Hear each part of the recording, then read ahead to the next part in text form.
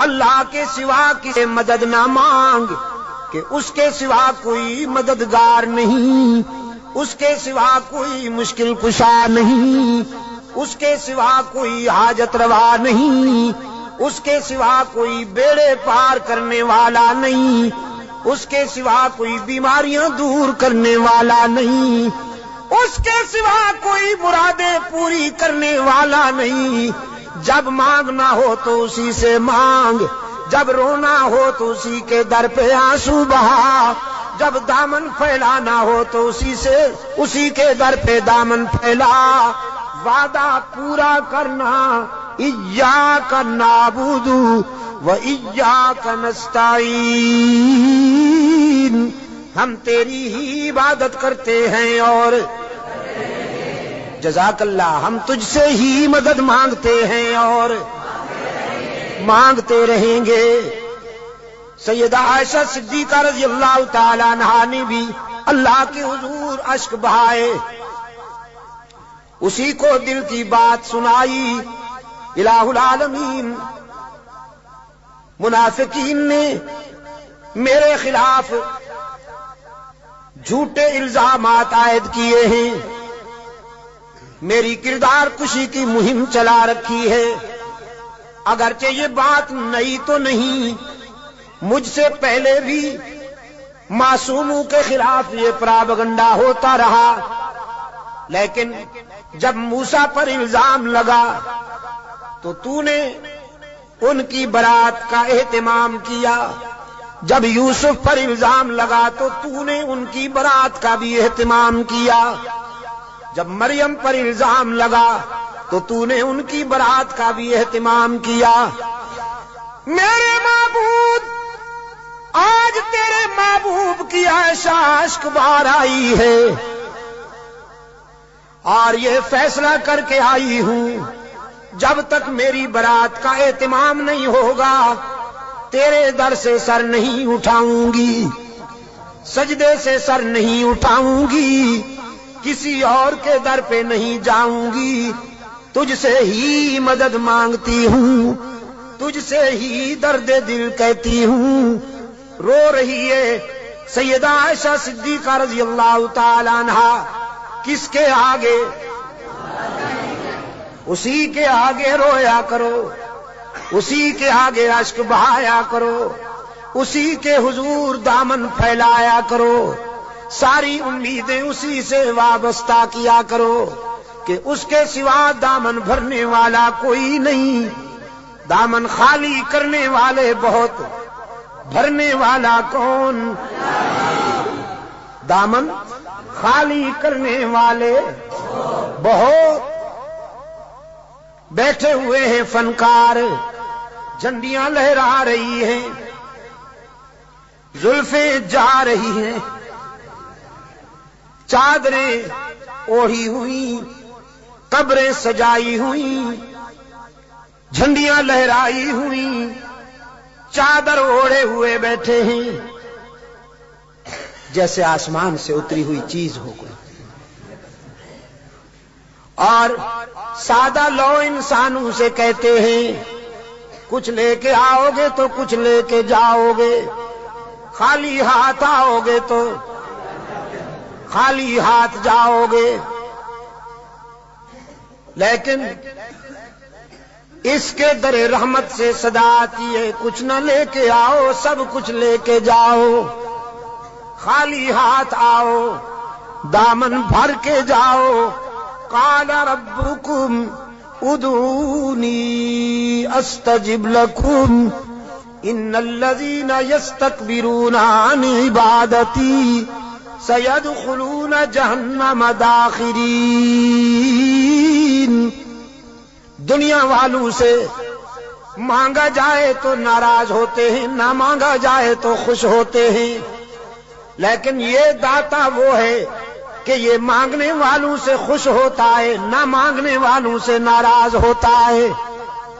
ان الذین یستکبرون عن عبادتی، یہاں مفسرین نے لکھا ہے عبادتی سے مراد ہے جو مجھے پکارنے میں گریز کرتے ہیں، کیونکہ پکارنا عبادت ہے، پکارنا پیرا مدد کر، شرک کی تس کہ کی تس شرک کی تس، کیونکہ پکار عبادت ہے، پکار قال ربکم ادعونی استجب لکم، تمہارا رب کہتا ہے مجھے پکارا کرو میں تمہاری دعاؤں کو قبول کرنے والا ہوں، ادعونی استجب لکم، مجھے پکارا کرو میں تمہاری دعاؤں کو قبول کرنے والا ہوں، ادعونی ان الذین یستکبرون عن عبادتی، یقیناً وہ لوگ جو مجھے پکارنے میں گریز کرتے ہیں، مجھ سے مانگنے میں گریز کرتے ہیں، سیدخلون جہنم داخرین، ذلیل ہو کر منہ کے بل گھسیٹ کر جہنم میں ڈالا جائے گا انہیں۔ تو کسے پکارا جائے مشکلات میں؟ قادر کو یا عبد القادر کو؟ ذرا حرارت فضا میں تحلیل کر دو، ہاں ذرا حرارت یہ گرمی فضاؤں میں تحلیل کر دو، اور پھر اللہ سے دعا کرو کہ یہ فضائیں پھیل جائیں اور بھی کے بیماروں کو اللہ شفائے کاملہ عطا فرمائے۔ مشکلات میں کام آنے والا کون؟ روشن ضمیر نے کہا نہ مجھو از غیر حق یاری کہ لا فتح اللہ، یقیدانم دری عالم کہ لا مسجود اللہ، ولا معبود فی الکونین لا موجود اللہ، کوئی مانے یا نہ مانے لیکن میرا تو ایمان ہے کہ اس کے سوا پوری کائنات میں کوئی مسجود نہیں، اس کے سوا پوری کائنات میں کوئی مسجود، نبی مسجود، رسول مسجود، تو پھر کاما والی سرکار کیسے مسجود ہو گئی؟ سبحان اللہ۔ قرآن کریم میں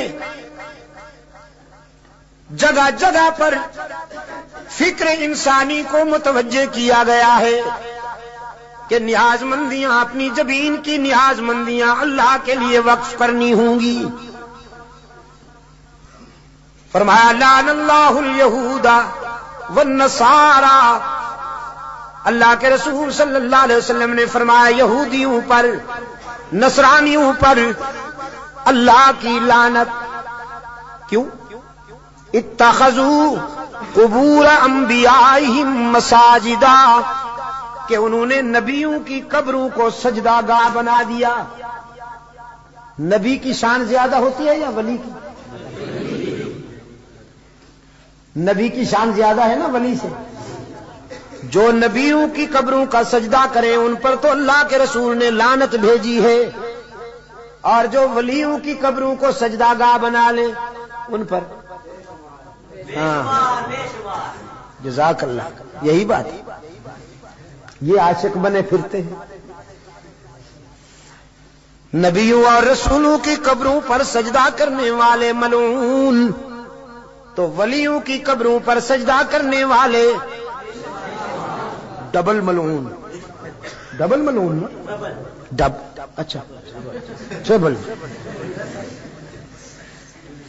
انسانی جبین کی عاجزیوں کے لیے حقیقی مسجود کون؟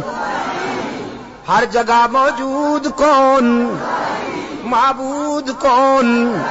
کارساز و دستگیر کون؟ حاجت روا و مشکل کشا کون؟ سیدہ عائشہ صدیقہ رضی اللہ تعالی عنہا نے آنسو بہائے ہیں اللہ کے در پر، درد دل سنایا ہے علیم بذات الصدور کو۔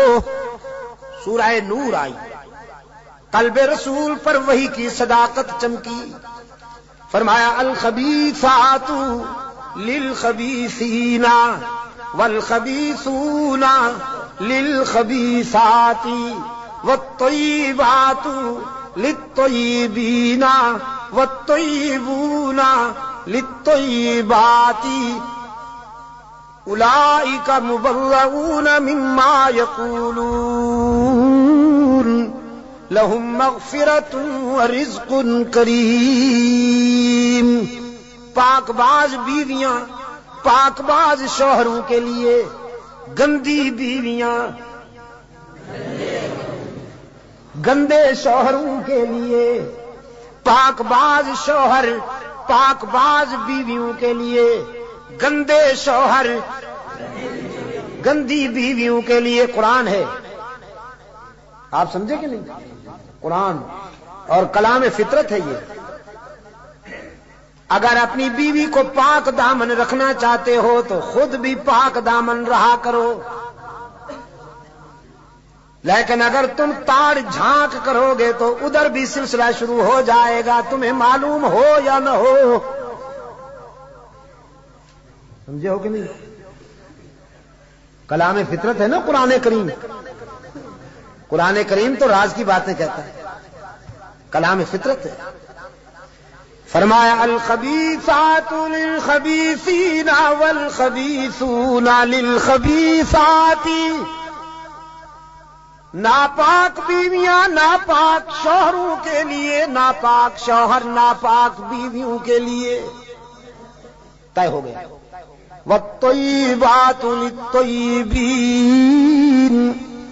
پاک باز بیویاں پاک باز شوہروں کے لیے، والطیبون للطیبات، اور پاک باز شوہر پاک باز بیویوں کے لیے. رب العالمین نے جرا کے لہجے میں سیدہ عائشہ کی وکالت کرتے ہوئے واضح کیا. جس نے اس عفیفہ کے کردار کو سمجھنا ہو، عائشہ کی عظمت کو سمجھنا ہو، وہ عائشہ کے شوہر کی عصمت کا نظارہ کرے. جس کا شوہر محمد معصوم، وہ بیوی کیسے نہ محفوظ. محمد معصوم ہے، عائشہ محفوظ ہے. جرا کے انداز میں رب العالمین نے برات کی.